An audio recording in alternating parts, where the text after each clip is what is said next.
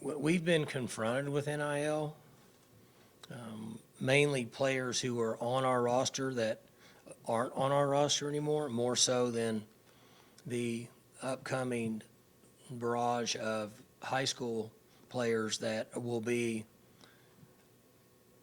involved or asking, for lack of a better term, what NIL opportunities that schools have. I foresee that starting this spring in recruiting and then picking up considerable momentum in the fall. We're close here to finalizing our model of what our athletic department and our administration and myself feel like is best. We could be within a month in the companies that we have and working with them to try to weed through all this. You know, the interesting thing about NIL is I don't know that we all know what's factual and what's not, because nobody's ever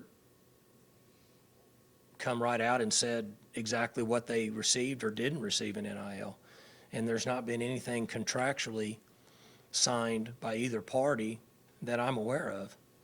So I think once it gets finalized, whatever finalized is, and how it starts to move forward, it'll be interesting to see how much of it is fact and how much of it's been fiction.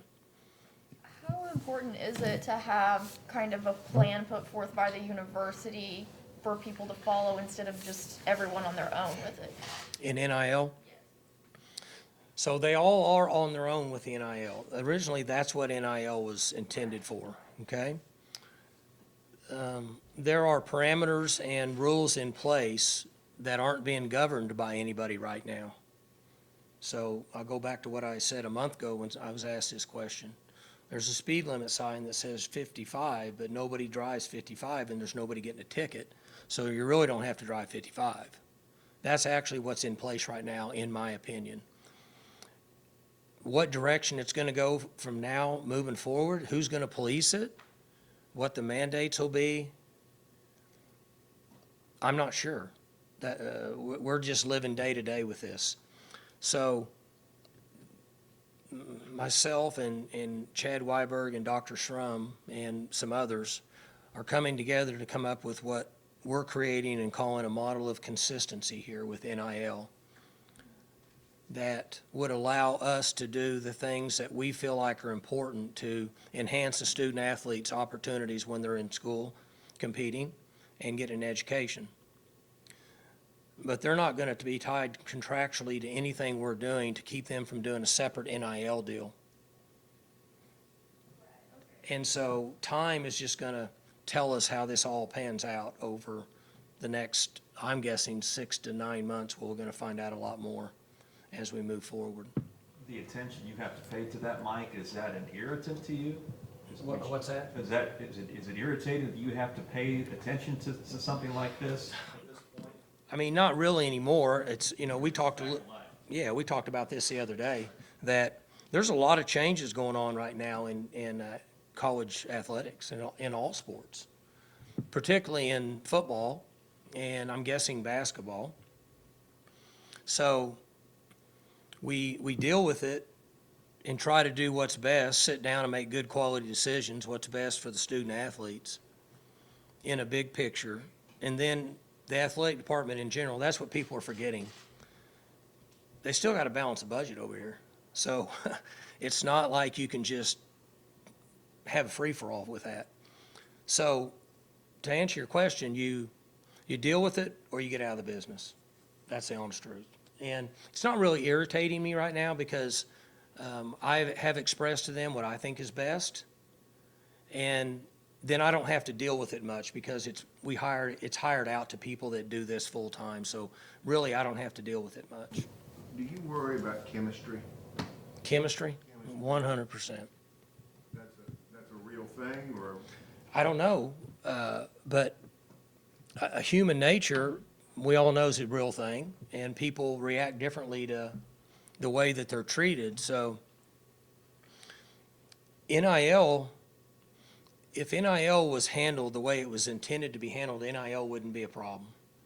It's no different than, I would say, free enterprise, capitalist supply and demand. So LeBron James makes a whole lot of money because LeBron James is a really good basketball player. And there's other guys that play in the NBA that don't make a fraction of the money he makes because they're not in as demand as he is. And that's really what NIL was for, based on what an athlete's demand could be, not just maybe to perform at a high level, but for some reason that student athlete, male or female, could enhance somebody else's company or business by being the face of that organization. And so as we move forward with this, if I get involved with distributing NIL, then we could have a chemistry problem, because just like raising kids, right? You have 3 kids at home and you're supposed to raise them the same, treat them the same. And if one gets all this and the other one doesn't, this one's going to be upset. And I think that could be an issue with NIL. So we're going to build a model of consistency here in this culture on this team. And so if you continue to work and do the things you're supposed to do to be a part of this, then from an internal NIL, then you're all going to be treated the same. But if somebody from, I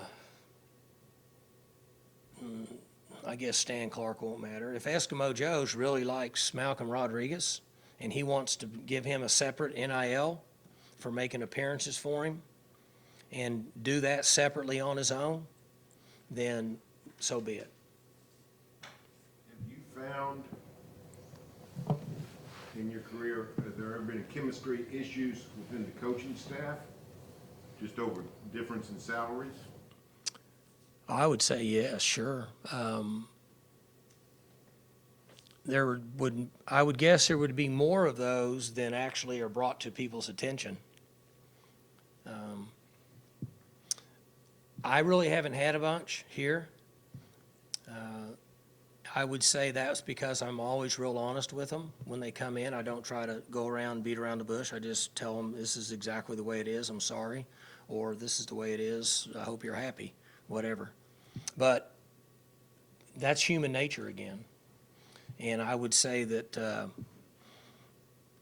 if you're not consistent in that area, you could have issues with chemistry, just like you could potentially with NIL, if it's not handled the right way.